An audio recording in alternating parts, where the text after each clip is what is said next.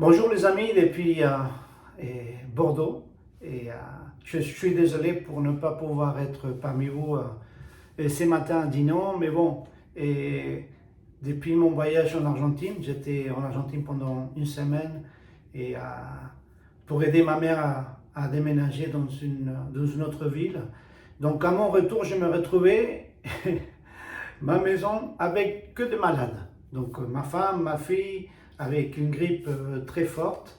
Donc voilà, et pour ne pas vous ramener le virus là-bas, donc on reste ici au chaud. Donc, mais bon, et ça me fait plaisir de pouvoir et vous dire bonjour et aussi on va être parmi vous bientôt. Donc, mais aujourd'hui, je voulais continuer avec vous et, et finir ces chapitres 1 et commencer avec le chapitre 2 de l'épître de Paul aux Éphésiens. Je ne sais pas si vous vous rappelez, on était en train d'étudier l'épître de Paul aux Éphésiens et c'est une épître, c'est une lettre qui est très riche, qui veut nous enseigner, et d'abord dans les premiers 3 chapitres, qui nous sommes, à qui nous appartenons, et parce que nous appartenons à Christ, et les 3 derniers chapitres, il va nous montrer comment on doit marcher selon qui nous sommes. Donc, on a évoqué pas mal de choses. Je vais vous faire seulement un petit synthèse, un petit résumé de ce qu'on avait évoqué depuis le début, dans les chapitres 1 et les premiers versets. On a appris qu'on appartient à Christ. On appartient à Dieu par l'intermédiaire de Jésus-Christ. Pourquoi? Parce qu'en fait, un jour, on s'est rencontré avec le Seigneur Jésus-Christ. On a reconnu qu'il est venu sur la terre, qu'il était le Fils de Dieu. C'est lui qui était saint. Et c'est lui qui était saint, il est mort à ma place pour mes péchés.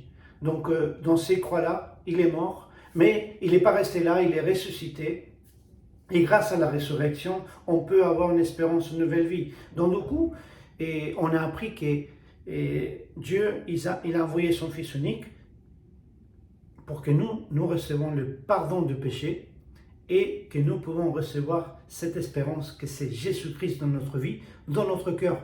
Donc du coup, si on appartient à Christ, si un jour on a pris cette décision de demander pardon pour nos péchés au Seigneur Jésus, et on l'a accepté comme notre sauveur personnel dans notre vie, dans notre cœur, on est devenu enfant de Dieu. Et dans l'évangile de Jean, chapitre 1, verset 12, et nous sommes, il nous compte comme des enfants de Dieu. Donc du coup, on a appris, et dans les premiers chapitres de Paul aux Éphésiens, qu'il avait à cœur cette église. Cette église qui était une église très chère pour lui, il a dépensé beaucoup de temps dans cette église-là, mais il y avait des choses de base très importantes à apprendre et des doctrines très importantes pour qu'on peut rassurer cette église et par l'intermédiaire de cette église, on peut rassurer toutes les églises. Okay? Donc du coup, on a commencé et on a vu qu'on pouvait nous reconnaître et reconnaître Jésus-Christ dans notre vie. Donc comment est-ce qu'on va le reconnaître? On a appris aussi que on peut trouver dans cette épître-là beaucoup de fois cet mot en Christ, en Christ, en Christ. Et quand on parle de cette préposition en, en, c'est cette préposition qui parle d'un lieu, qui parle d'un temps, une manière. Donc du coup, quand on parle qu'on appartient à Christ, c'est le tout. C'est la manière que lui fait. On appartient là où il est, nous sommes sauvés, nous sommes dans l'espérance. Donc, on a commencé à apprendre dans ces chapitres qu'en Christ, il y a plusieurs choses qu'on peut reconnaître que grâce à lui, on était d'abord bénis. Et on était bénis par toutes des bénédictions spirituelles. Donc du coup, quand on parle de quelqu'un il est béni, c'est quelqu'un il est touché, quelqu'un qui a un bonheur. Donc du coup, en Christ, grâce à Jésus-Christ, quand on l'a accepté dans notre vie, on était considéré béni. Béni avec toute bénédiction spirituelle. Donc après, on a appris aussi que en Christ aussi, on était et nous sommes saints. Il dit, il nous a mis à part. L'idée de sainteté ici, c'est pas la sainteté que je fais pas des erreurs, c'est la sainteté des mise à part pour un but. Donc du coup, ça c'est génial parce qu'on appartient au Seigneur Jésus-Christ, on est béni et quand on pense qu'on est mis à part, c'est parce que Dieu il a quelque chose de bon pour nous. Et il nous a mis à part, il nous a choisis. On avait évoqué, et je ne sais pas si vous vous rappelez, et à l'époque que je jouais au foot, je disais, j'aimais beaucoup l'idée de jouer entre amis et on devait choisir deux équipes et on voyait qui était bon, qui n'était pas bon. Parce qu'en fait, quand on avait deux capitaines qui devaient choisir une équipe des joueurs, on choisissait les meilleurs au début. Donc du coup, on était très, très encouragés de dire, voilà, je vais être choisi le premier. Donc là, les amis, et appartenir à la famille de Dieu, c'est être choisi par lui, séparé, mis à part, être saint, et pour un but ultime, c'est faire partie de sa famille. Après, on a appris aussi qu'en Christ, nous sommes pardonnés. Et quand on a évoqué l'idée d'être pardonné, c'est avec Dieu, et c'est la feuille blanche. Lui, il nous pardonne de toutes nos fautes, et on commence une feuille blanche dans notre vie. Et on continuait et on a vu que en Christ, on était adoptés dans la famille de Dieu. Donc, et si on était adopté dans une famille, et quelle importance d'appartenir à une famille, n'est-ce pas? Et donc, en Jésus-Christ, quand on a reçu Jésus-Christ comme notre sauveur personnel, on appartient à sa famille. On est adopté. Et même on a appris que on est héritier avec Jésus-Christ. Là, c'est génial. Quand on pense à toutes ces choses-là, en Christ, et c'est grâce à lui. Et là, c'est une chose qu'on va avoir dans ces chapitres-là. On va, dans les premiers chapitres, reconnaître ce que nous avons en Christ. Et la dernière chose qu'on n'a pas pu évoquer de ces chapitres-là, on va la trouver dans le chapitre 1, versets 13 et 14. On va le lire, ça dit, « En lui, vous aussi, après avoir entendu la parole de la vérité, l'évangile de votre salut, en lui, vous avez cru et vous avez été scellés du Saint-Esprit, qui avait été promis, lequel est un gage de notre héritage, pour la rédemption de ce que Dieu s'est acquis, pour célébrer sa gloire. » Donc du coup, en lui, en Jésus-Christ, qu'est-ce qu'il s'est dit? Vous avez cru et vous avez été scellés. Vous avez été scellés. Donc du coup, c'est par le Saint-Esprit. Donc, c'est quoi être scellé par le Saint-Esprit? Donc du coup, excusez-moi, j'avais pris un commentaire de la Bible Scofield et j'aime beaucoup l'explication. Quand on parle d'être scellé par l'Esprit Saint, on parle de l'idée d'une conclusion, la fin d'un contrat. C'est une idée, être scellé, c'est l'idée de quelque chose qui s'est conclu. Okay? L'idée aussi d'un signe de propriété, okay? Que ça appartient à quelqu'un. L'idée d'être scellé, c'est aussi, et ça donne l'idée d'avoir un gage qui donne une sécurité. Okay? Donc, regardez. On était bénis, on était choisis, on était pardonnés, on était mis à part, appelés saints et en Christ, mais aussi on était scellés. Et l'idée d'être scellé, ça m'encourage vraiment, et parce qu'en fait, quand on parle d'une conclusion d'un contrat ou quelque chose que c'est un packaging ou quelque chose qui s'est conclu, c'est fini. Et quand on termine quelque chose, il faut le tampon avec la signature, pour dire, voilà, c'est fini. Et là, c'est fini, et ça, c'est véritable. Je ne sais pas si vous vous rappelez, mais chaque fois qu'on a besoin de faire un dossier et donner un papier original, il faut le tampon, il faut la signature. Les amis, nous avons été scellés avec l'Esprit Saint de Dieu. Qu'est-ce que ça veut dire ça? C'est Dieu, son Esprit qui vient demeurer en nous. Là, c'est incroyable. On était scellés. Et le Saint-Esprit, c'est ce tampon, c'est ce cachet, c'est ces sceaux qui disent que tout est accompli. Et pas seulement ça, c'est un signe aussi qu'on appartient. Vous vous rappelez on parlait d'appartenance, c'est chapitre 1 des Éphésiens. Et ça, c'est le tampon qui dit on appartient à Jésus-Christ. Et là, ça ne reste pas là. Le plus incroyable, c'est que l'idée d'être scellé, c'est aussi et le Saint-Esprit, c'est comme un gage de sécurité. Et un gage qu'on ne peut pas l'enlever. Et je ne sais pas vous, mais moi j'ai acheté dans ma vie ici en France, j'ai acheté pas mal de voitures. Okay? J'ai acheté, j'ai vendu, j'ai acheté, j'ai vendu. Et quand on va acheter une voiture d'occasion, qu'est-ce qu'on demande? On demande, ou on demandait, et pas autant aujourd'hui, mais on demandait le certificat de non-gage. Okay? Pourquoi? Parce qu'en fait, si cette voiture, il avait un gage, et peut-être parce qu'en fait, la personne qui était propriétaire avant avait pris un prêt voiture et le prêt, il était donné à cette personne-là, mais avec le gage que le jour où la voiture était vendue, il fallait qu'il rembourse son prêt. Donc, il avait une condition, il avait un gage. Donc, mais on pouvait enlever ces gages, si on remboursait ces prêts-là.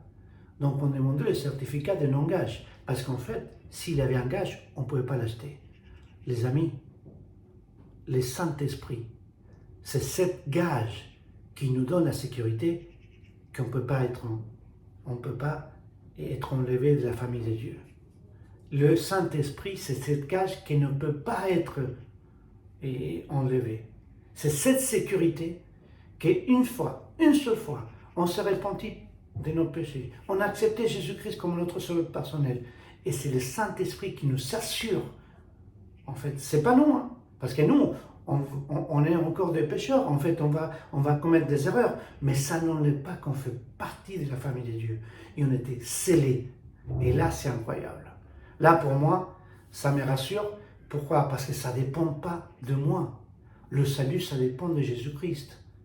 Et c'est lui. Et c'est sceau du Saint-Esprit, c'est dit, c'est suffisant, ça suffit.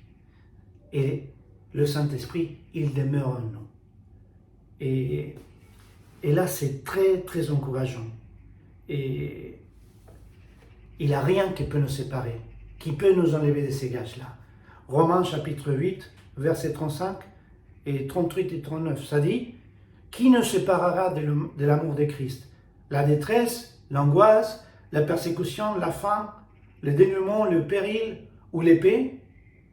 Car je suis persuadé, versets 38 et 39, que ni mort, ni vie, ni ange, ni principat, ni présent, ni avenir, ni puissance, ni en hauteur, ni profondeur, ni aucune autre création ne pourra nous séparer de l'amour de Dieu en Christ,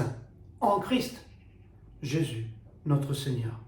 Rien ne peut séparer, rien peut enlever ces gages que c'est l'Esprit Saint de Dieu. Pourquoi? Parce que c'est Dieu qui nous a assurés, c'est pas nous.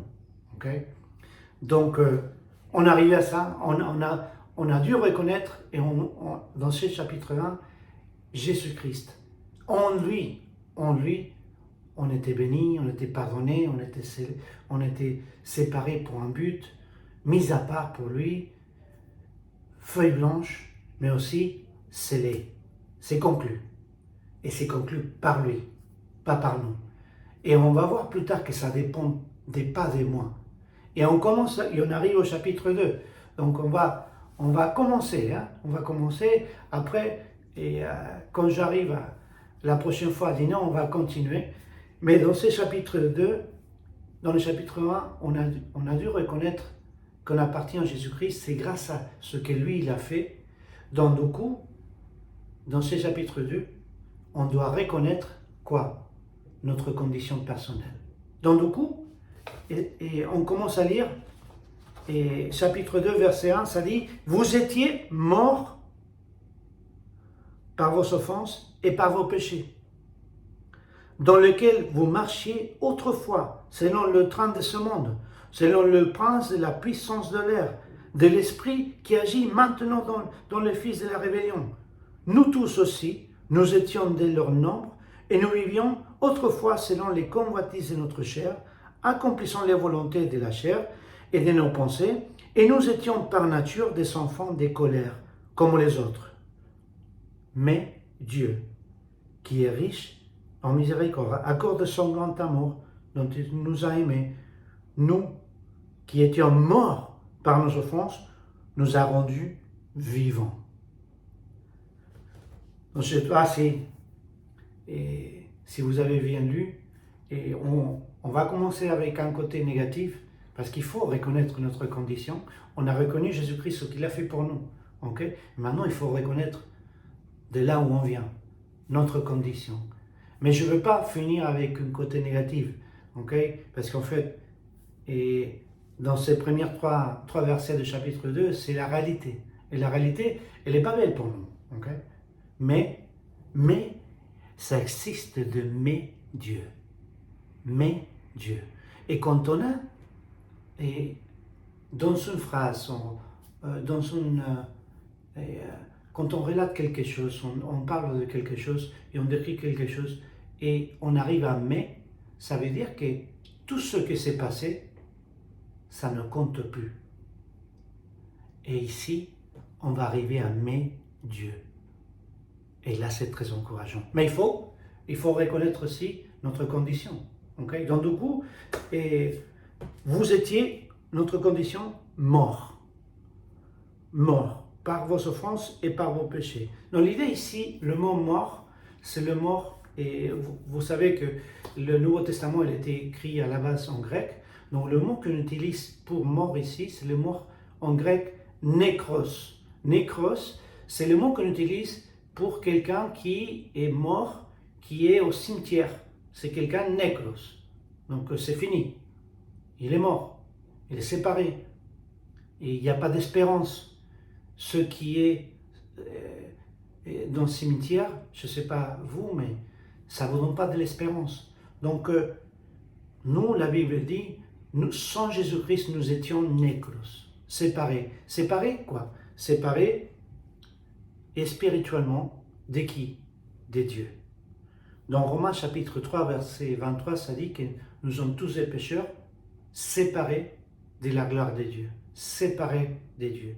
Il n'y a rien qui peut empêcher ce péché. Et c'est ça, c'est la réalité. On était séparés, on était nékros, on ne pouvait rien comprendre.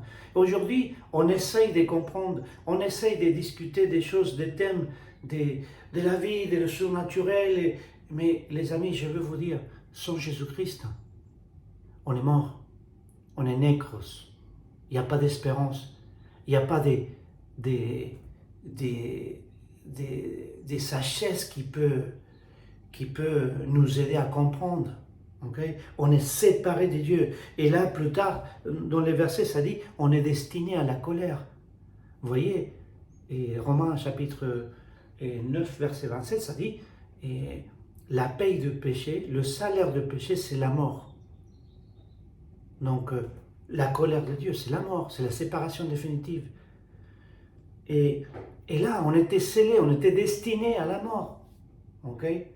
Donc, séparation de Dieu. Dû à quoi? Dû à qui? On était séparés par le monde, par le système de ce monde-là. On est séparés grâce à quoi? À nos fautes, mais on est séparés aussi grâce au système de ce monde. Ça dit, désormais, je ne suis plus dans le monde, excusez-moi, et verset 2, dans lequel vous marchiez autrefois selon le train de ce monde, okay? Selon le prince de la puissance de l'air, de l'esprit qui s'agit maintenant dans le fils de la rébellion. Et l'idée c'est que on est séparés, on est mort, et notre condition, c'est dû à nos fautes, c'est dû à nos péchés. Et ça c'est la cause.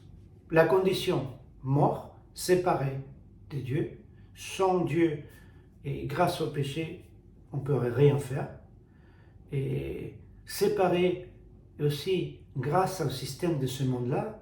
Et ce système de monde-là, il n'est pas belle. Okay? On nous demande à nos enfants de faire des choses qu'ils ne doivent pas faire.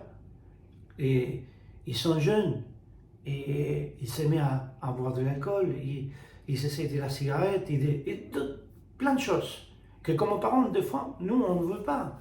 Okay? Mais ce système-là, ça nous entoure, ça entoure notre famille. Okay? Et notre condition, on est des pécheurs. Nous étions morts par nos fautes et par nos péchés.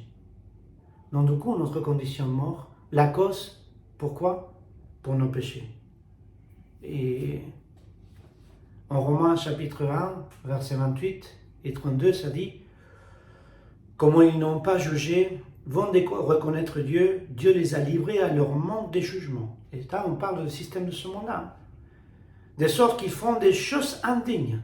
Ils sont remplis de toute espèce d'injustice, de méchanceté, d'avidité, de malfaisance, plein d'envie, de meurtres, de disputes, de ruses, de vices, de diffamateurs, médisants, ennemis de Dieu, insolents, orgueilleux, fanfarons, ingénieux par le mal, rebelles envers leurs parents, sans intelligence, sans loyauté, insensibles et sans compassion. Eh bien, qu'ils connaissent le juste décret de Dieu, selon lequel ceux qui pratiquent de telles choses méritent la mort. Non seulement ils le font eux-mêmes, mais encore ils approuvent ceux qui les pratiquent. Donc les amis, la réalité de nous-mêmes, de notre condition qu'on est séparés de Dieu, on mérite notre destinée, la colère de Dieu. Pourquoi? Par nos fautes, par nos péchés, mais aussi par notre conformisme. Des fois, on dit, je ne suis pas trop mal, Miguel. Mais regarde ce que dit Ephésiens chapitre 2, verset 2. Que vous pratiquiez autrefois conformément à la façon de vivre de ce monde, conformément aux princes et puissances de l'air. Donc, vous voyez, on se conforme. On se conforme à ce que les autres ils disent. Il faut faire ça, mais qui a la vérité? La seule personne qui a la vérité, c'est Dieu. Donc les amis, la réalité de notre condition, on est mort, on était mort, sans Christ, on était mort, séparés de lui. Et séparés par ce système de ce monde-là. Séparés grâce à nos fautes, à nos péchés. Et séparés aussi par nos conduites. Regardez ce que ça dit dans le verset 3. Nous tous aussi, nous étions de leur nombre, notre conduite était dictée par les désirs de notre nature propre, puisque nous accomplissions les volontés de la nature humaine et nos pensées, et nous étions par notre condition même destinés à la colère, tout comme les autres. Nous tous, nous étions de leur nombre, notre conduite était dictée par notre désir. Donc les amis, notre condition c'est dû à nos péchés, à nos fautes. C'est dû à notre conformisme. Et les status quo, ça ne marche pas. Parce qu'en fait, on pense qu'on ne prend pas de décision, mais on prend une décision. Et on se conforme aux autres. Et notre conduite, qui peut dire qu'il n'a pas jamais fait de péché? Mais Dieu. Et là, je vais vous laisser aujourd'hui avec ça. Mais Dieu. Verset 4, chapitre 2. Mais Dieu, qui est riche en miséricorde. Donc les amis, c'est dur de se mettre devant le miroir et voir qu'il faut reconnaître notre condition. Notre condition, on était des pécheurs, sans Christ. Et avant de reconnaître Christ comme notre Sauveur, on devait reconnaître ça, qu'on s'est conformé à ce monde-là. Notre conduite, elle n'était pas la meilleure. Et on ratait la cible. C'est ça le péché, c'est rater la cible. La cible, c'est aller vers Dieu. Et on ne pouvait pas. C'est pour ça que Christ, il est mort sur ces croix-là. C'est pour ça que quand on arrive à verset 4, ça dit « Mais Dieu ». Je ne sais pas vous, mais ça m'encourage de penser que je regarde à mon passé, je regarde à ma vie aujourd'hui et je vois que de là où je viens, de là où le Seigneur il m'a pardonné, de là, le Seigneur Jésus-Christ, le jour que je l'ai reçu comme mon sauveur personnel, je viens de loin, je viens de loin. Mais merci Dieu qu'il est riche en miséricorde. Je ne sais pas vous, mais vous pensez que peut-être vous ne pouvez pas être pardonné. C'est pas ça. Oui, avec Jésus-Christ. Si vous recevez Jésus-Christ comme votre sauveur personnel, vous pouvez être pardonné. Parce que Dieu, il est riche en miséricorde. Et ça ne dépend pas de vous. Et on va prendre ça la prochaine fois. Donc on va prier. Et j'espère que aujourd'hui, oui, on a vu des choses négatives. Mais c'est la réalité de notre condition. Mais Dieu, il est riche. Et Jésus-Christ vous attend pour que vous pouvez recevoir le pardon et recevoir Jésus-Christ comme sauveur personnel. Prions. Seigneur, merci pour ce matin, merci pour ton amour, ta grâce, et merci Seigneur pour ta parole. Je te demande que tu puisses nous aider Seigneur à pas seulement à reconnaître Jésus-Christ, ce qu'il a fait pour nous, son œuvre complète à la croix, mais aussi reconnaître notre condition. Et Seigneur, et reconnaître qu'on a besoin de Jésus-Christ. Seigneur, merci, et je prie ça dans le nom de Jésus-Christ. Amen. Les amis, que Dieu vous bénisse. À la prochaine fois.